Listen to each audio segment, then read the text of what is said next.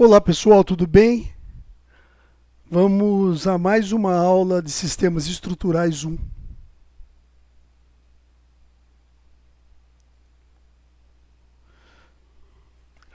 Na primeira aula nós tratamos da introdução aos sistemas estruturais. Hoje nós vamos entrar sobre e tratar sobre as forças que atuam nas estruturas.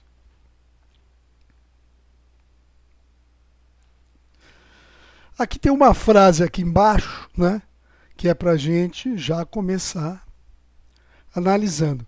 Dependendo do partido arquitetônico do projeto, você deverá indicar o sistema estrutural mais adequado para cada situação.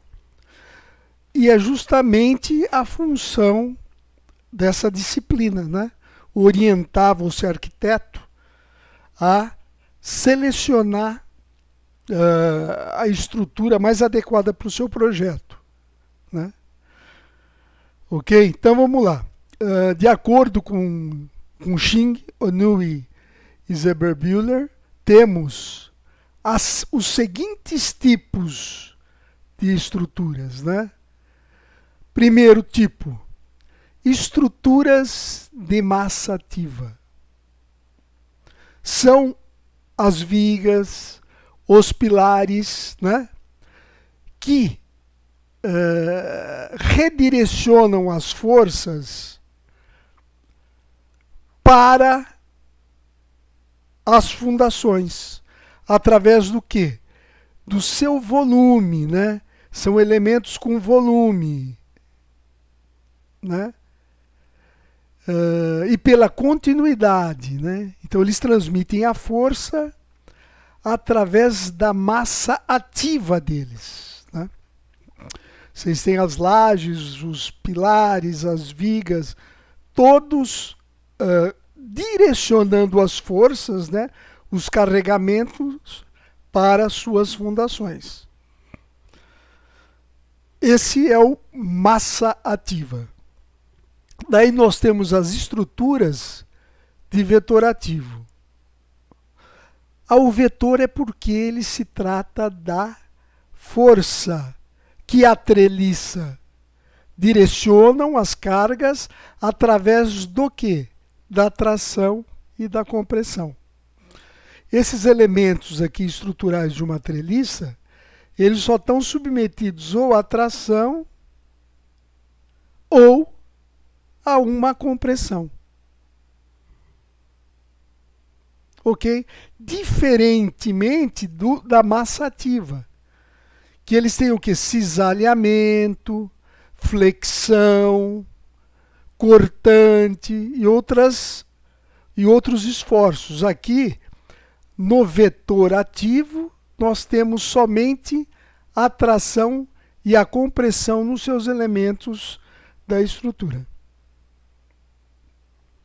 Essa estação na capital, em Londres, né, é a treliça maior atualmente construída no planeta. Agora vamos para as estruturas de superfície ativa. Como podemos observar aqui, né, que é uma superfície, uma lâmina ou casca que redirecionam as cargas externas aplicadas ao longo da continuidade de uma superfície, né? Você tem o carregamento aqui, eles vão transportando, direcionando os esforços até chegar nas fundações e posteriormente no solo. Ok? Aqui tem uma observação que as cascas eles resistem apenas grandes cargas de compressão distribuídas uniformemente sobre sua superfície, né? E tem pouca resistência à tração e não deve receber cargas concentradas.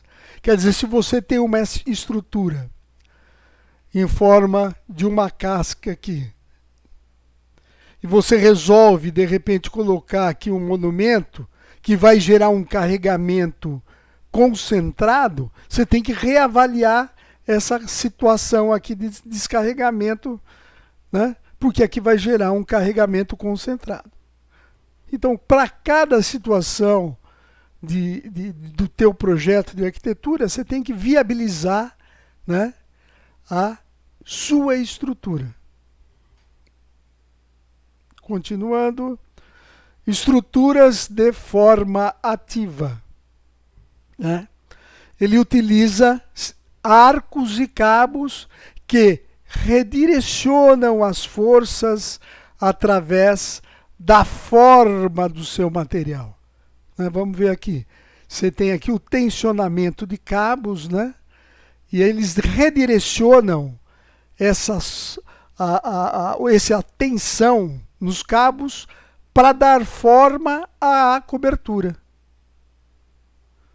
Certo? Temos aqui essa cobertura através de cabos nessa capela, a famosa capela em São Luís do Maranhão. Ok? Então essa é a forma ativa.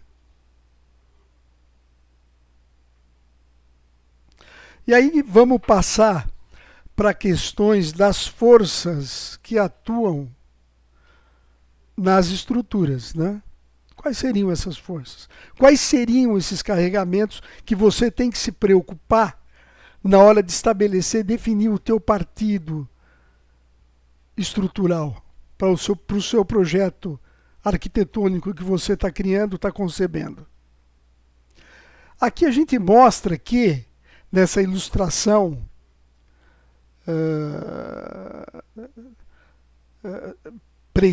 da Idade Média, que já existia aqui, ó, uma preocupação com a estabilidade, né? Quer dizer, uma estabilidade entre os seus elementos, né?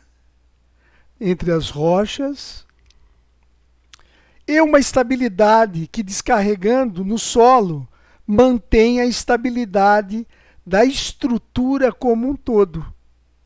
Então eu falei dois conceitos aqui. Um é a estabilidade entre os elementos da estrutura, e a outra é a estabilidade da estrutura como um todo perante os seus apoios no solo. Ok? Aqui tem uma narrativa histórica, né? Sobre a edificação. Ele sempre, desde aquela época, ele buscava o equilíbrio das forças, né? Para poder dar o quê? Um lugar seguro, proteção de intempéries e, obviamente, de predadores, né? Você tem várias construções aqui, ó, separando uma área aqui de plantio e a área aqui habitacional, de convivência social. Ok? Vamos lá. Temos aqui essas construções em rochas também, lá na Grã-Bretanha, né? Que demonstram também, por mais rudimentares que fossem, já aplicavam um importante conceito que a gente utiliza até hoje nos sistemas estruturais, que seja, qual é? O equilíbrio estático. Essa é a nossa preocupação com relação às estruturas, né? Nas edificações, nós temos que ter um equilíbrio estático. Ok, pessoal? Vamos lá? Seguindo. Então, aqui diz, ó, os elementos, nós vamos ver isso também, os elementos construtivos e os materiais de construção foram evoluindo ao longo dos anos, mas o princípio do equilíbrio e a distribuição de cargas permanecem os mesmos e conceitos importantes, né, que devemos sempre respeitar no projeto de qualquer edificação. Aqui uma foto para ilustrar, né, um balanço de uma cobertura, né? Você idealizou um balanço bacana, legal, e a gente sempre deve lembrar que vai existir um estudo para atender o teu projeto. Vai ter um estudo que, obviamente, vai atender como atendeu esse daqui. Que a gente percebe até pilares esbeltos aqui, que nada compromete a leveza, né, desse espaço aqui. Beleza? Tudo certo aí, pessoal? Tamo junto aí, hein? Estamos pelo YouTube, mas estamos juntos. Estamos longe, mas estamos perto. Aqui um outro exemplo, né? A estrutura é um conjunto de elementos que se interrelacionam e desempenham uma função que, no nosso caso de edificações, é suportar e direcionar as cargas provenientes da própria, o peso próprio da estrutura e da sua utilização, né?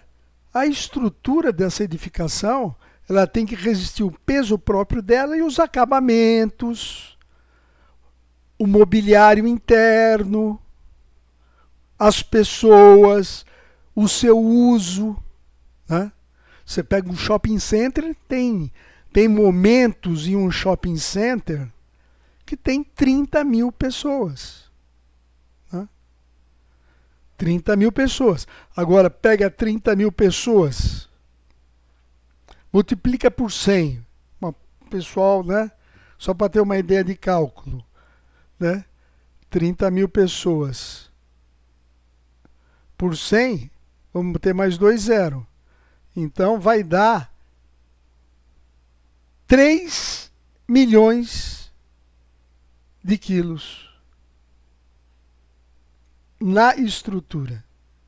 Imagina se nós não precisamos considerar as cargas devido à utilização. Né? Que nós vamos ver para frente ainda na aula de hoje, alguns conceitos sobre isso daí também. Alguns conceitos, né? Falando em conceito, temos alguns aqui, ó. Estrutura é um conjunto de elementos construtivos responsáveis pela estabilidade do edifício. A estrutura é parte integrante e, em alguns casos, é a própria essência da arquitetura. Temos vários exemplos aí que vocês já conhecem. Tá? E também a estrutura pode ser tomada como um princípio fundamental na organização dos projetos arquitetônicos, ou apenas como um mecanismo de suporte de cargas, né? Ou ela pode ser fundamental ou apenas um mecanismo de suporte de cargas. Certo? Esses conceitos, olha, vou te falar uma coisa. Essa aula conceitual eu vou passar também para os alunos da engenharia civil. Importante também. A estrutura pode ser considerada um sistema de transmissão de forças, né? Ou um conjunto de elementos que permite o deslocamento de forças externas, utilizando-se de mecanismos internos capazes de transportar cargas desde a cobertura até a fundação. Ok? Né? Qual que é o mecanismo internos? As forças caminham, ocupam a estrutura, que transmite os esforços até chegar nas respectivas fundações que Depois, não podemos esquecer que quem suporta não é a fundação, quem suporta é o solo. Nós temos só que analisar as fundações para que suportem, transmitam esses esforços para o solo de maneira que esse solo suporte. Vamos lá. A estrutura como o caminho das forças, cargas e esforços.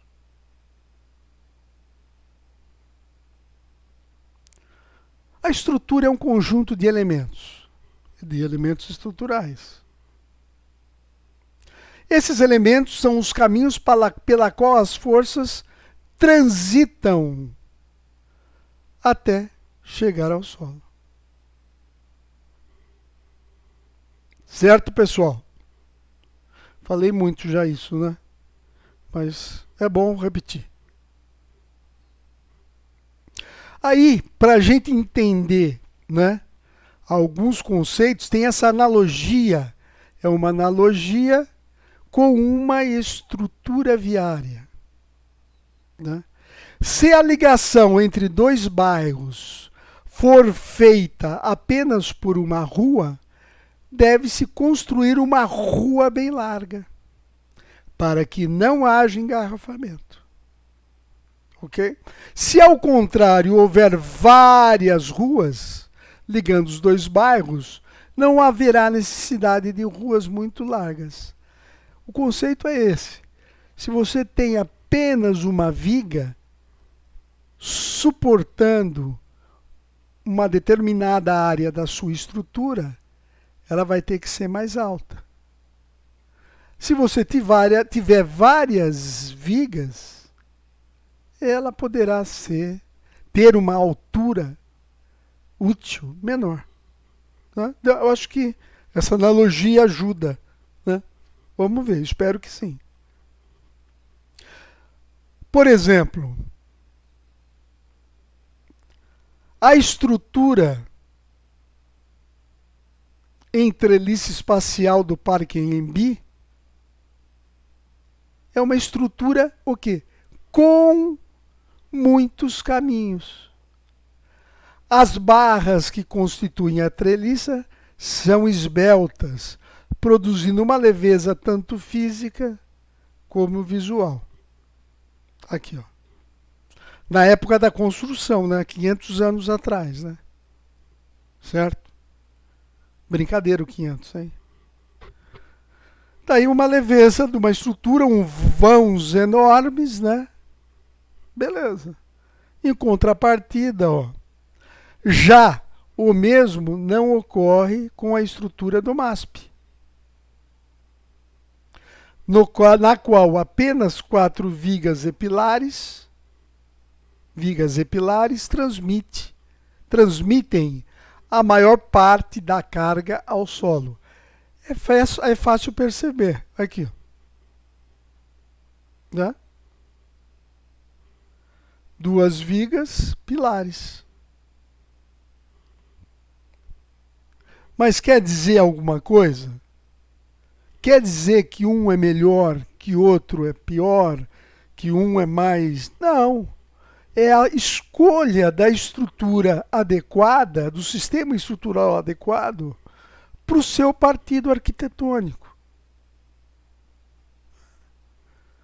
A escolha da criação do partido arquitetônico está perfeitamente adequado. Né? Lá você tem uma estrutura leve para uma cobertura enorme, vãos enormes. Aqui você, como tem menos elementos estruturais, precisou que eles fossem mais robustos. Inclusive aqui tem um sistema estrutural em concreto protendido que nós vamos ver mais nas próximas aulas. Né?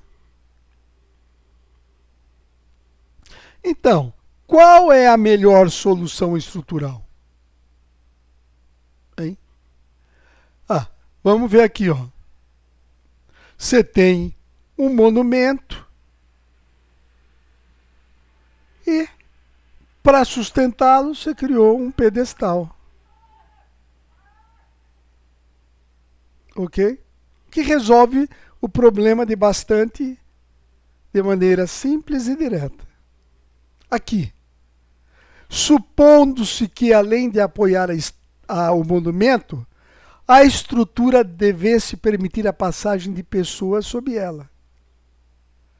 Né? Inviável, o pedestal único tornou-se inviável, exigindo uma solução com uma proposta ao lado. Né? Ok? O monumento, você vê? Como dividiu em dois o caminho das forças, esses pilares aqui, ou pórtico, né? Vamos ver isso em seguida, eles ficam até com menor seção resistente. Certo, pessoal? Vamos lá. E se o espaço sob o monumento tivesse que ser o mais amplo possível? A solução seria essa. Né? Criação desse pórtico aqui, com um elemento horizontal e 2 elementos verticais. E qual é a melhor solução?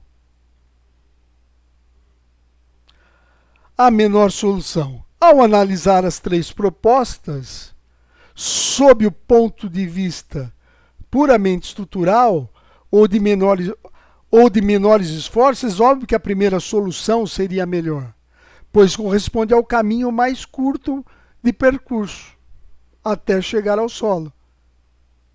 Mas se outros requisitos forem colocados, poderia não ser este o melhor caminho. Se houvesse necessidade de um espaço sob o monumento,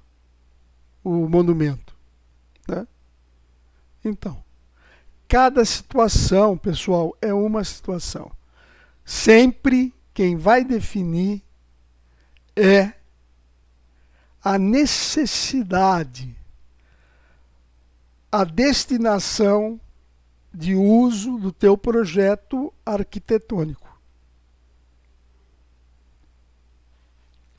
Agora vamos aqui a umas discussões meio polêmicas, né?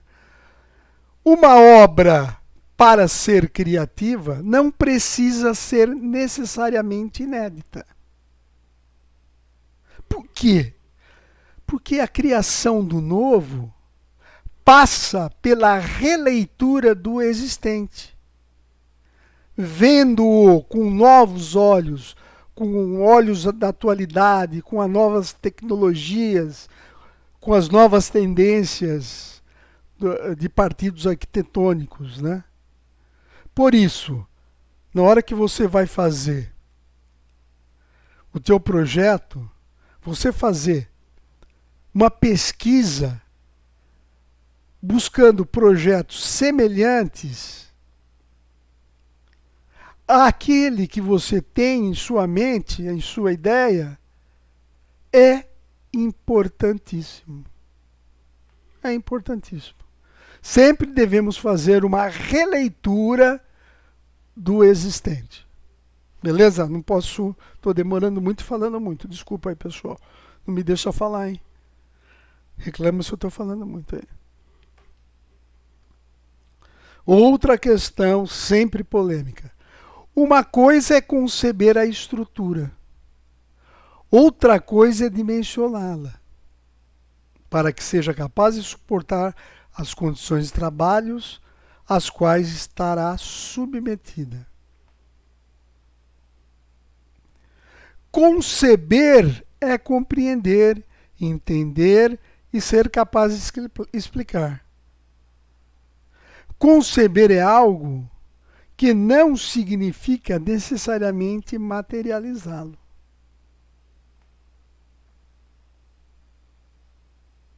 Né? Então, pessoal, a gente tem que colocar as nossas ideias, sim, conceber, criar aquilo que você quer, né? E posteriormente você terá que avaliá-la numa condição de dimensionamento. Mas não vamos nos limitar já na parte de concepção, já preocupado com dimensionar. Não vamos limitar a nossa criatividade, né? Ia falar mais, mas vou mudar já. Ah, aí nós vamos ver uma série de conceitos importantes sobre estrutura, coisa que muita gente de vocês já sabe, né? Que é a força. O que é a força? É uma grandeza vetorial, né? Um vetor, né? E ela tem o quê? A sua direção, né?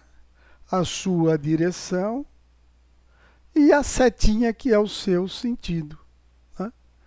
A direção é a direção aqui, ó, que é a reta que passa pelo vetor. E o sentido é dado pela seta. A força tem seu módulo, que é a sua intensidade, é o valor da força, né? Você vai lá e põe, o carregamento na minha estrutura deu 30 kilonewtons. É o módulo da força que está atuando. Ok?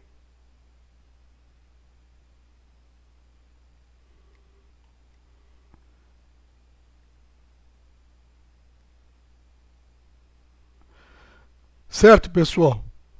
E vocês lembram, né?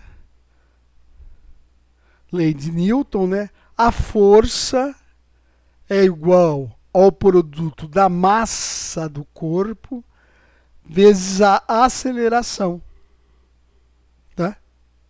Força é a massa vezes a aceleração.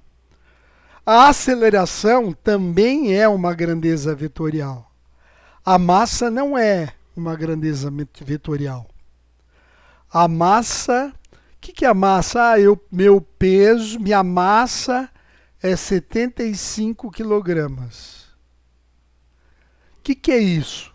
É a quantidade de matéria que tem o meu corpo.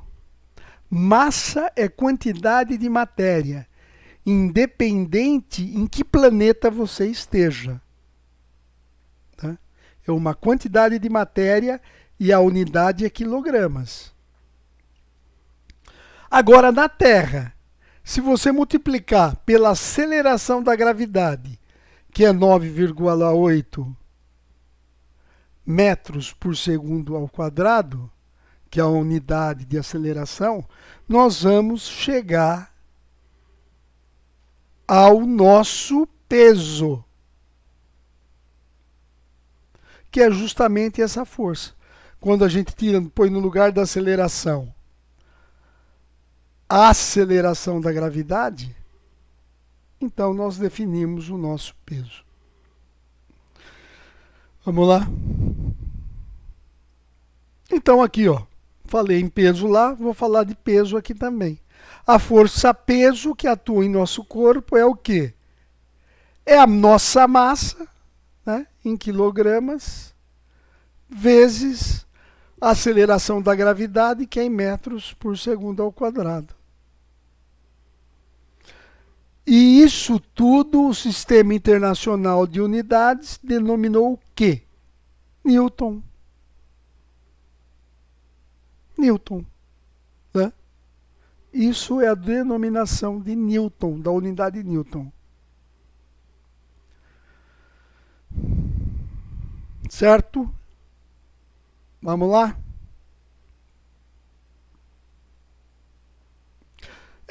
Já falei, mas vamos reforçar aqui, ó.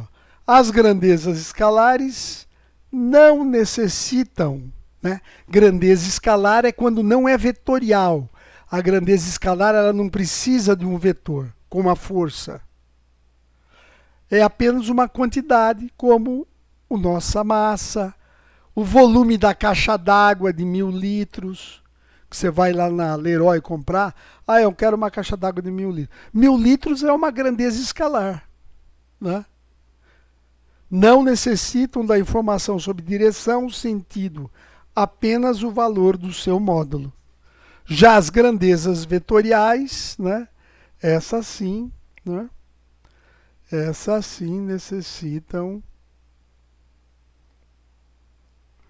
As grandezas necessitam, né, de módulo, direção e sentido para serem definidas.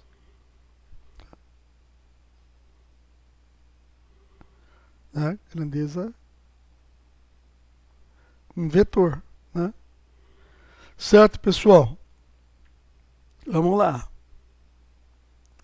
Aqui, o monumento, né? Você tem um monumento aqui, está sobre um pórtico, né? Pórtico é formado por elementos verticais que recebe o carregamento dos elementos horizontais, né? Elementos horizontais e elementos verticais. E aqui são as fundações, né? Como esse monumento está exatamente na metade, né? L sobre 2 e L sobre 2. A força-peso do monumento divide em 2. Vai metade para cada fundação, metade para o solo de cada lado, né? Esse é o caminho da força aqui, ó. Certo, pessoal? Vamos lá.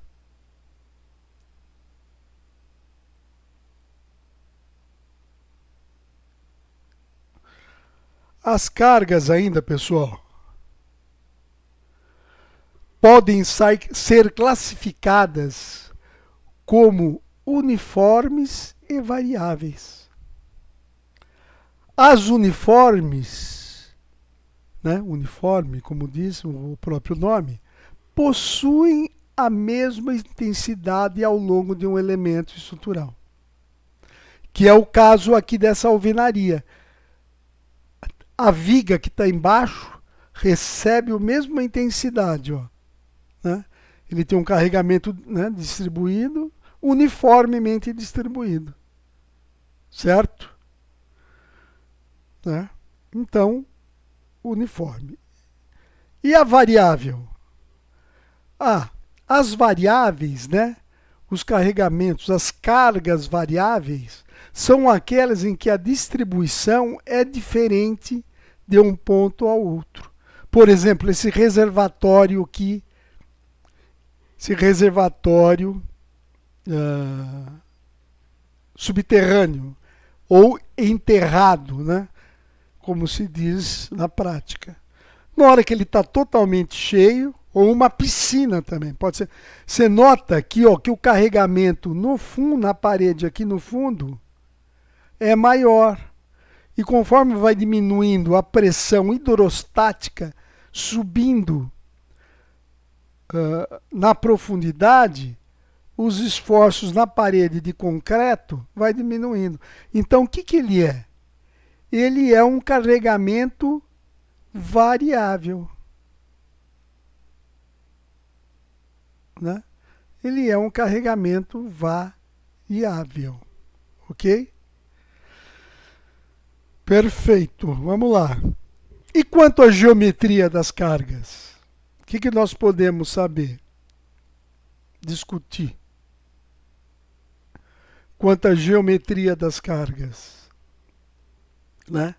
Se for um carregamento pontual, quando essa carga estiver localizada sobre um ponto. Por exemplo, aqui, ó, você tem aqui, por exemplo, uma coluna sobre essa viga, vai exercer um carregamento pontual aqui no meio desta viga aqui, que é representada esquematicamente aqui.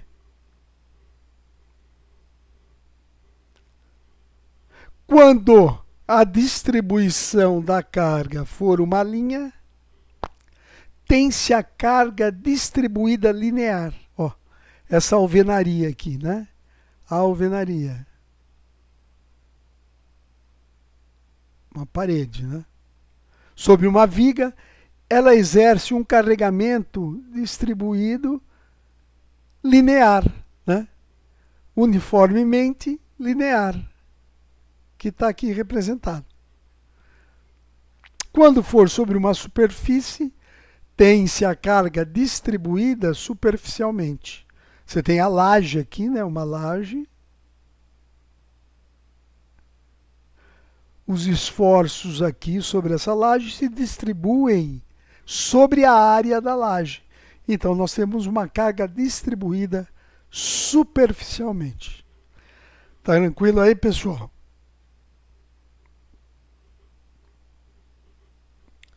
para, né? Vamos lá. A distribuição das cargas nas estruturas de concreto.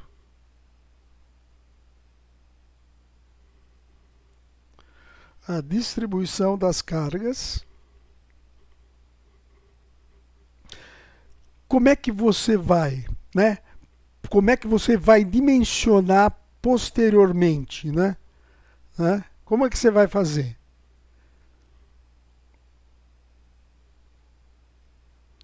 O seu desenho, seu projeto arquitetônico e a previsão da utilização devem ser considerados.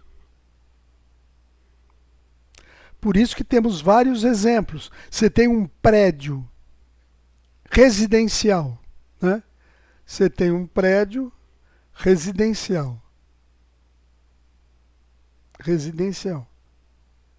Você pode, assim, sem critérios, você não, sei lá, alguém aí pode, sem critérios, transformá-lo numa biblioteca?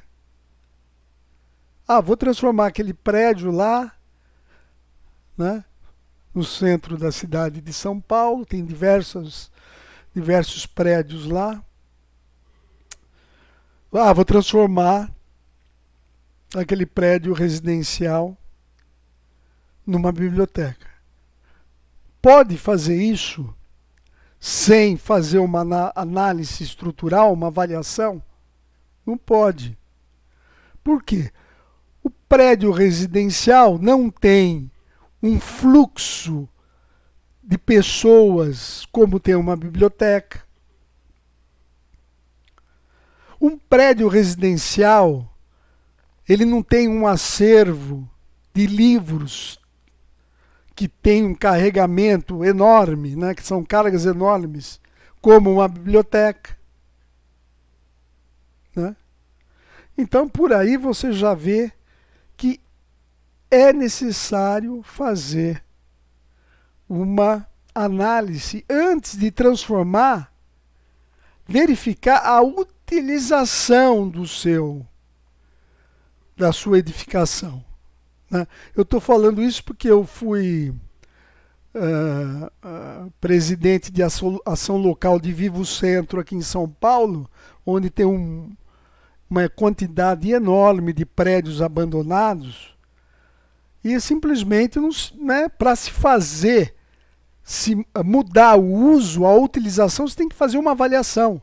Não pode simplesmente fazer uma troca de uso. Ah, hoje é residencial, amanhã é biblioteca, hoje é biblioteca, amanhã vai ser um hospital. Não pode. É importante as cargas de uso, de utilização. Vamos lá. Aqui temos um exemplo, né? Exemplo de distribuição das cargas de uma estrutura, né? Já discutimos, já falamos sobre isso, mas, ó, pessoal, sempre é bom reforçar, né? As lajes, né, recebem os carregamentos, né? Os carregamentos vão para as lajes, das lajes vão para os pilares, dos pilares descem, vão para as fundações, e quem suporta tudo, na verdade, é o solo, né? Dentro das características dele e da forma que é a fundação, eles têm que fazer um equilíbrio estático, que é o que sempre busca, desde 3.000 anos atrás, sempre se buscou equilíbrio estático, não é coisa nova. Uma estrutura, algumas observações também, uma estrutura em formato incomum, por exemplo, poderá gerar cargas devido aos ventos, que podem complicar, não é complicar, né? Não é questão de complicar, você vai precisar fazer uma outra avaliação, né? Você tem que avaliar, você vê, ó, esse prédio aqui em São Paulo, o formato dele favorece o confinamento de ventos, né? Prédios altos criam caminhos confinados, o vento passa numa velocidade maior. Porque o vento ele vai passar lá, independente. Né? O vento está indo. Se você estrangula, ele vai aumentar a velocidade, porque aquela mesma quantidade de ar vai passar numa velocidade maior. Né? O que vai fazer o carregamento de vento nos prédios ser necessário uma análise. Né? Espaços abertos propiciam a formação de ventos confinados. Revestimentos escuros geram muitas térmicas, né? Uma ascensão térmica do ar ascendente, né? E assim por diante. Mas é coisa que nós precisamos ter conhecimento, né, pessoal? O arquitetor tem que saber, ter noção disso daí, né? Temos que dar seguimento. Aqui, o que eu já falei de mais antes lá, temos aqui um prédio comercial, né? Um residencial, e a troca de usos precisa sempre de uma avaliação. Né? Eu costumo sempre falar, às vezes a gente vai num shopping center e fala, poxa, naquele canto poderia ter uma bateria de caixa eletrônico. Mas sabe por quê? Trabalhei muito com shopping também, pessoal. Sabe por que não tem? Porque de repente naquela área, que é o ideal, não foi previsto uma estrutura para suportar caixas eletrônicos. Por exemplo, um caixa eletrônico pesa 1.000 quilos. A massa de 1.000 quilos. Um caixa eletrônico. Imagina quando colocam 5 caixas eletrônicos. Agora coloca a fila de 10 pessoas em cada caixa. Precisa ter uma previsão na estrutura, né? Porque tem aglomeração de pessoas em volta do caixa eletrônico. Mas é isso aí, vamos junto. Tipos de apoios estruturais. Vamos apenas rever, vocês já viram, né? Em Resmate. Esse é o apoio móvel, né? Aqui uma ilustração de um apoio móvel. O que o apoio móvel faz? Ele impede apenas só o movimento vertical. O apoio móvel impede apenas o movimento vertical. O movimento horizontal, ele permite. Porque em algumas situações a gente necessita desse tipo de apoio. Tá bom? E essa é a representação, que vocês já viram. Estamos fazendo uma revisão aí. O apoio fixo, ele impede tanto, né? Não pode ter o movimento horizontal e não pode ter o movimento vertical. Não pode. Então ele aplica na estrutura uma força horizontal, né? E aplica na estrutura uma força vertical. Certo? E aqui está uma representação real de um tipo de apoio desse. E aqui duas representações. Essa é uma ilustração. E aqui é a representação realmente para os profissionais de estrutura, de arquitetura e assim por diante. Aqui está o engastamento, né? O engastamento, ele o quê? Ele impede esse movimento, impede o movimento vertical e impede também a rotação da barra, né? Essa barra aqui, ó, né? Se tiver esse momento aplicado aqui, ela iria se deformar assim, ó.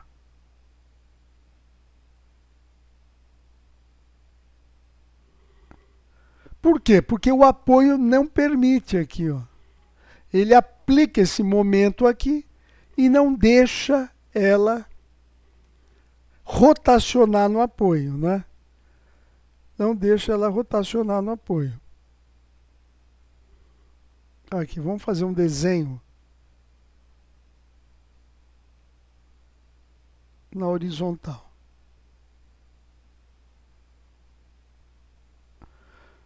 Está engastado aqui, ó. Você aplica uma força aqui. Na hora que você, como engastamento, qual que vai ser a deformação? A linha elástica vai ser essa daqui, ó. Por quê? Porque esse tipo de apoio, ele aplica um momento aqui, ó, que impede o quê? Que esse elemento estrutural, né, faça isso. Né? Não permite que esse elemento estrutural apenas desça. Não, ela vai fazer essa deformação, porque ele aplica um momento aqui. Certo, arquiteto? Beleza aí?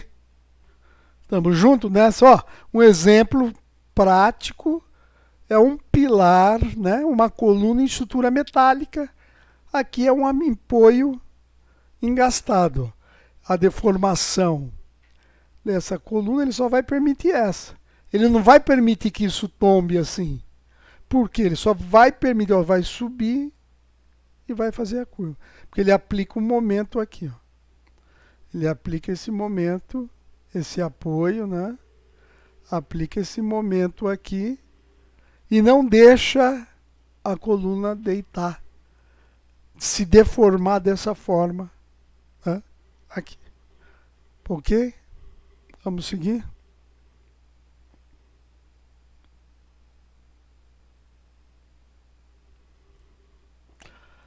A estrutura precisa estar em equilíbrio para que não haja problemas.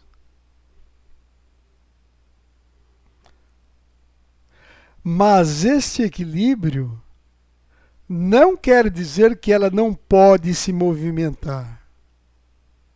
Até porque os materiais empregados nas construções sofrem movimentações de dilatação, por exemplo. Vocês já foram em grandes construções, em grandes edificações, em grandes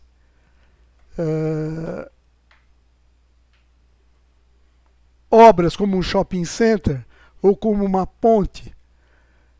No shopping center você vê que tem a junção, né? Tem a junta de dilatação, que é justamente deixado para movimentação devido à dilatação térmica das estruturas.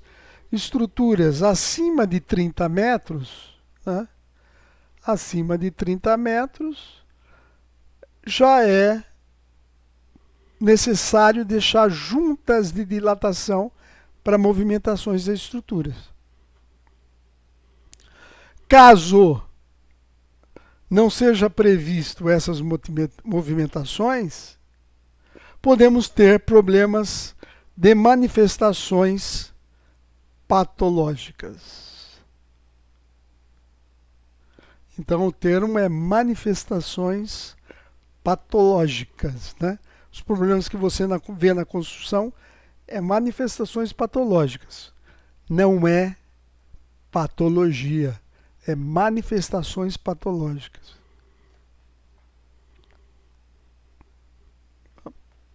Aqui alguns exemplos, ó. Temos aqui, pode ser uma ponte, né? Tem um riozinho aqui embaixo. Aqui é um apoio fixo e aqui é um apoio móvel. Olha aqui, ela permite, o apoio móvel permite o movimento horizontal da estrutura. Ok? Se você tivesse colocado dois apoios fixos, se você não, se a pessoa lá colocou dois apoios, se colocou-se dois apoios fixos, você não vai ter essa movimentação. E deve começar a surgir o quê? Trincas e rachaduras nas colunas. Né? Vai surgir, vai criar uns esforços horizontais, fazendo com que essa alvenaria, né, que está previsto apenas para suportar carregamentos verticais, sofra o quê? Momentos, forças horizontais, gerando momentos, tensões de tração, que vai afastar um bloco do outro. Certo, arquiteto? Certo, arquiteto? Beleza aí? Tranquilo? Bora? Vamos ver o que agora? Já falamos um pouquinho disso, mas nós vamos ver equilíbrio estático externo e o interno. Tá?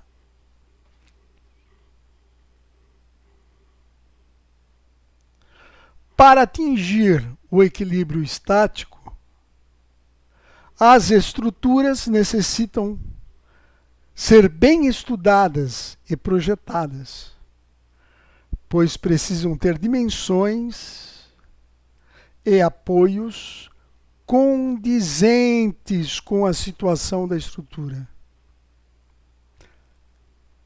A dimensão, quando a gente fala dimensão, aqui nós estamos falando do quê?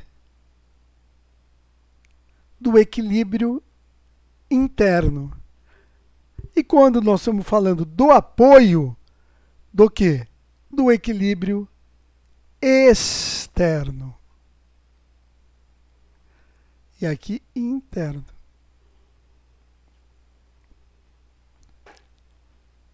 E aqui estão as três equações de equilíbrio, né?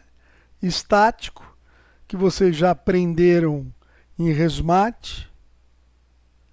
Vamos fazer uma recordação, pequena recordação agora aqui, que ele diz o quê? Que a somatória das forças em X, né? Adotando um sistema de eixos coordenados, ó, em X e em Y. Então, se a gente pegar todas as forças na direção X e todas as forças na direção Y e somar, tem que ser zero. E se a gente somar os momentos em qualquer ponto da estrutura, também tem que ser zero. Porque a estrutura é uma estrutura estática. Ela está em equilíbrio. O que é o equilíbrio estático? Estático é parado. O equilíbrio estático quer dizer que ela está parada na construção civil, né? Salvo exceções, né? que todos nós conhecemos. O equilíbrio estático é quando é uma estrutura parada. Né? Então, ela tem que atender essa condição aqui, sempre. Né? Da somatória das forças igual a zero e dos momentos igual a zero. Quando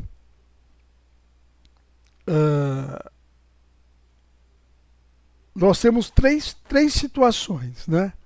A estrutura isostática é o mínimo que a estática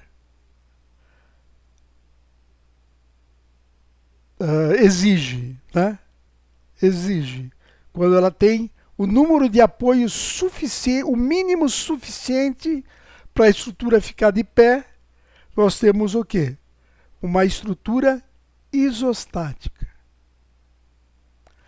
Quando a estrutura tem mais apoios do que ela necessita, nós temos uma estrutura, né? Nós temos uma estrutura hiperestática.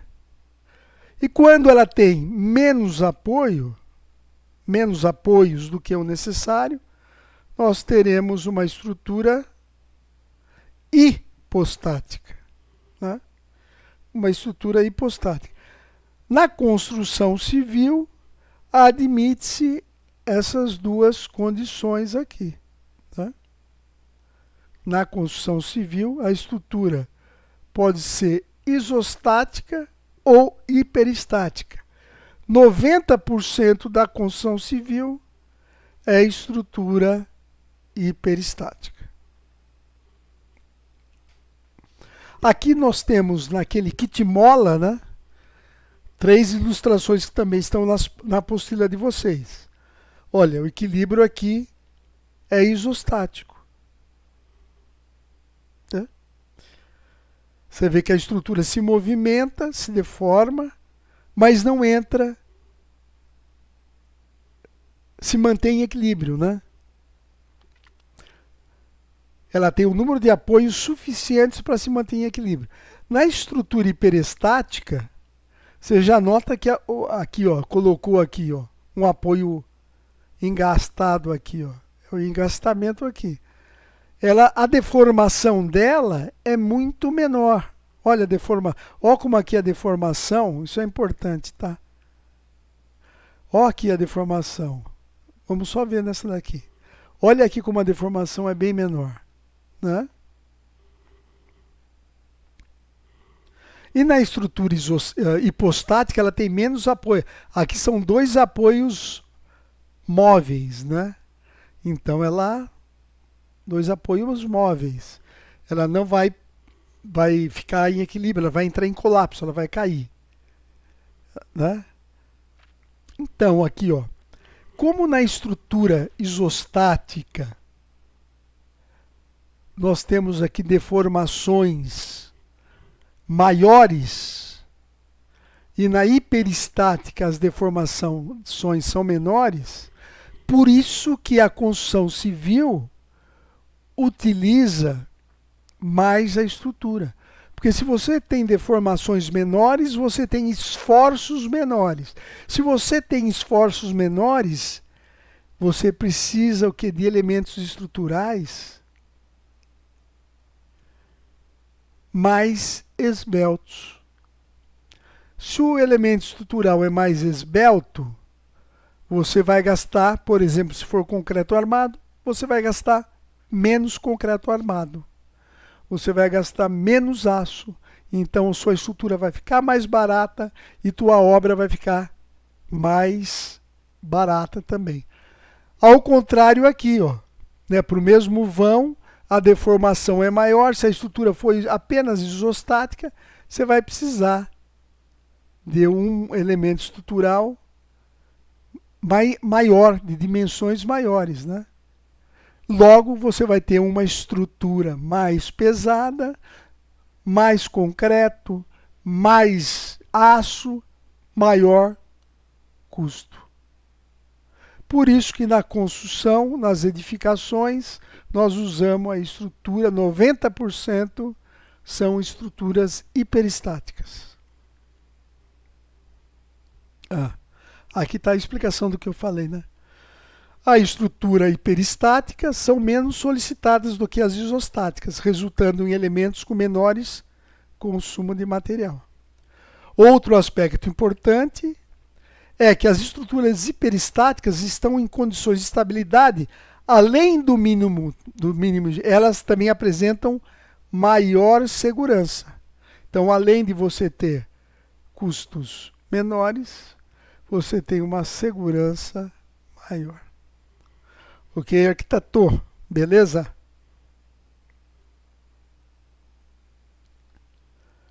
Como exemplo real, podemos citar as estruturas de concreto moldadas em loco. Em sua grande maioria, né, o que é a moldada em loco? Essas vigas, essas estruturas que você passa na obra, o cara está lá concretando, lançando o concreto. E na sua maioria elas são hiperestáticas. Né? Pelo próprio processo construtivo. Como assim? Ele vai lá, faz uma viga, né? Faz a forma de uma viga lá de 10 metros com seus apoios e já concreta de uma vez só. Virou tudo uma estrutura hiperestática. Logo, se ela é hiperestática, ela poderá ter seções menores que as isostáticas. Por outro lado, as estruturas metálicas de madeira e pré-moldadas são normalmente isostáticas. Por que a metálica é isostática, a madeira? Pessoal, porque a hiperestática ela precisa ter o comprimento do vão da viga grande. Né? Ela precisa ter o comprimento da vão da viga grande. Que na concretagem numa obra permite. Você pede lá o concreto na usina de concreto, ele vai lá, concreta o tamanho da viga que você tiver. Enquanto que a estrutura metálica é limitada pelas usinas, né, siderúrgicas, pela laminação da estrutura metálica. Ela tem uma medida certa aproximadamente de 6 metros. E madeira também, depende do tamanho da árvore, né? Uma viga ela tem a limitação pela altura da árvore. E a pré-moldado também, ela é moldada na fábrica, né? E também sai em medidas limitadas. Para quê? Para transporte, para içamento no guindaste e assim por diante. Ok? Vamos lá.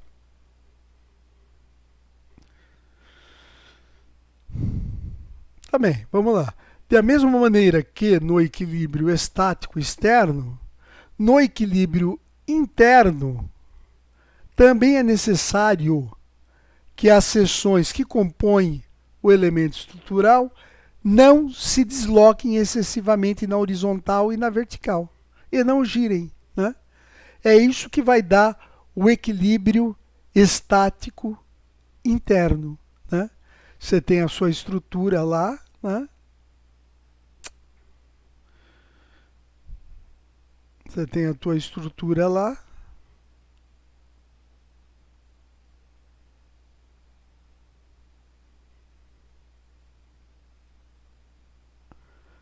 Certo? Pilares, tá? Eles não podem se deslocar muito, né? Na horizontal e na vertical. E também não pode, porque imagina, você vai lá, faz uma estrutura metálica, né?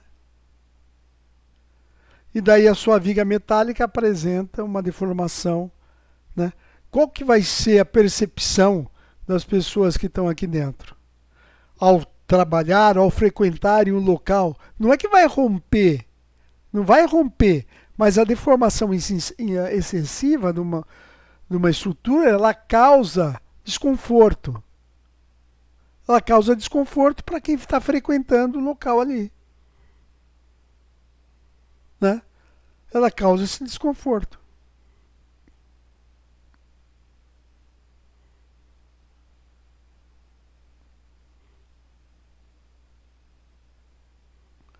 É importante que você, arquiteto, saiba quanto uma estrutura de concreto chega ao colapso, né?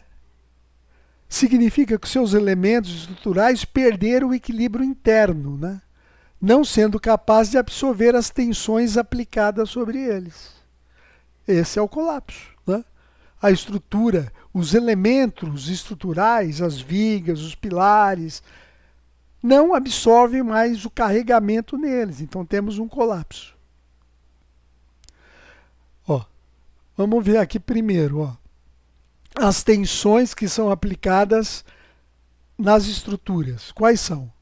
Compressão, tração, flambagem, força cortante, momento fletor e momento torsor. Né? Numa estrutura nós temos essas forças agindo aqui. Vamos ver aqui, por exemplo, a tração, vocês sabem. Né? Pá, o elemento estrutural sofrendo uma tração, um alongamento. Compressão. Você tem os esforços aqui de compressão. Você tem o que? O elemento estrutural sofrendo uma redução no seu comprimento. Né? Qual que é o problema que tem aqui, pessoal? O problema aqui é que os elementos estruturais, eles são, quando submetidos à compressão, nós temos que verificar um outro fenômeno que acontece, que é a perda da estabilidade lateral. Né? O que acontece? Quando você comprime um elemento estrutural, ele perde a estabilidade lateral e ele se deforma assim. Como é quando pega uma régua, aperta as extremidades, né? Você tem uma régua, você aperta, ela faz o quê? Assim, ó. Ela faz assim, perde a estabilidade lateral. E é chamado de flambagem, né? Então, o que estamos vendo aqui agora? A flambagem é a deformação de uma estrutura esbelta sobre aplicação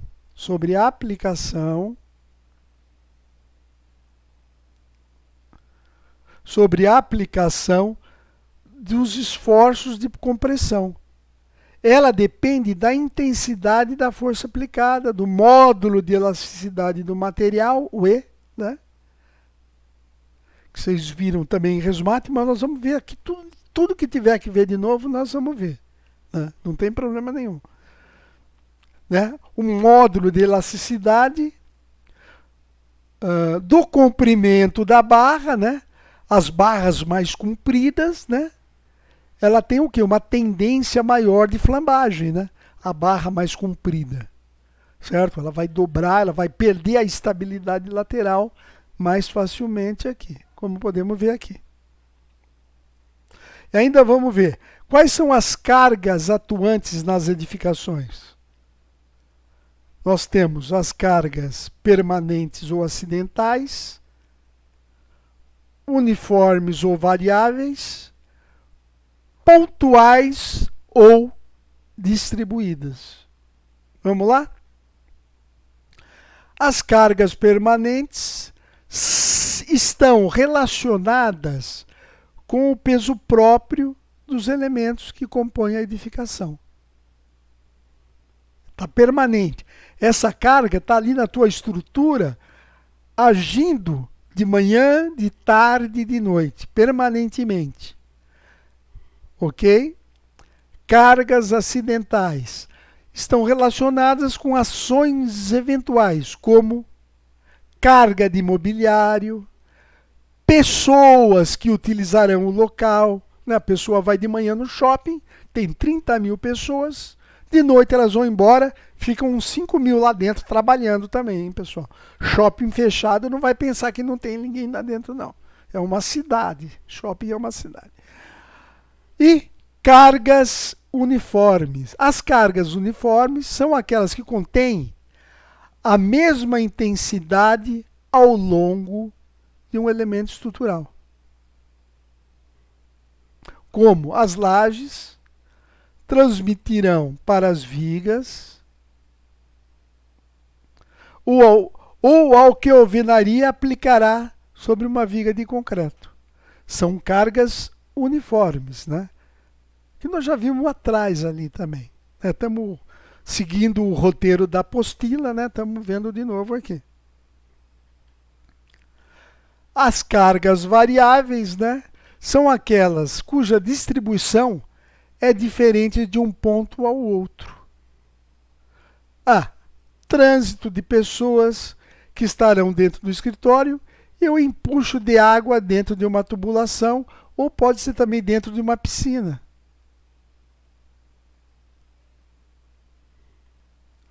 As cargas pontuais são aplicadas sobre um ponto, como o próprio nome já diz, lustres para iluminação. Pessoal, não pode esquecer, né, da iluminação. Pés dos móveis, entre outros. As cargas distribuídas podem ser lineares ou superficiais. Né? Dentre as lineares, podemos citar carga da alvenaria, peso próprio da viga.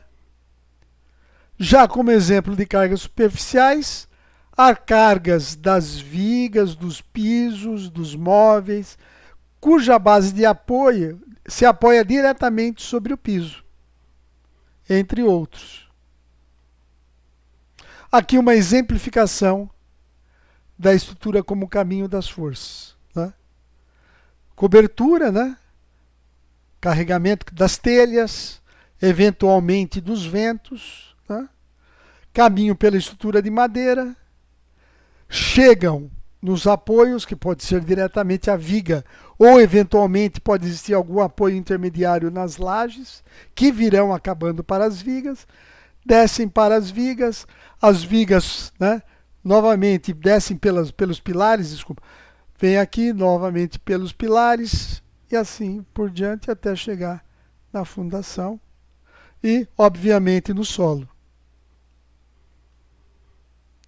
E aqui, pessoal, temos umas questões, né, que vocês devem fazer, elas terão o valor de 200 pontos.